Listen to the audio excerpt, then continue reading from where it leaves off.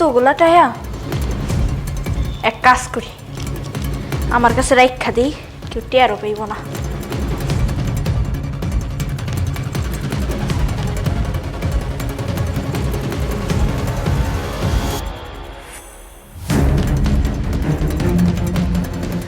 এই জীবন জীবন এদিকে একটু আসো তো।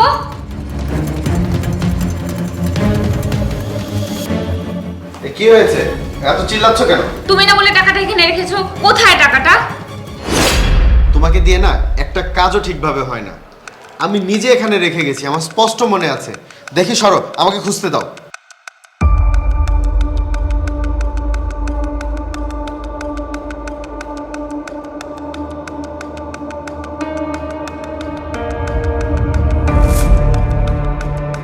ভাইয়া টিয়াটা তো আপনার পকেটে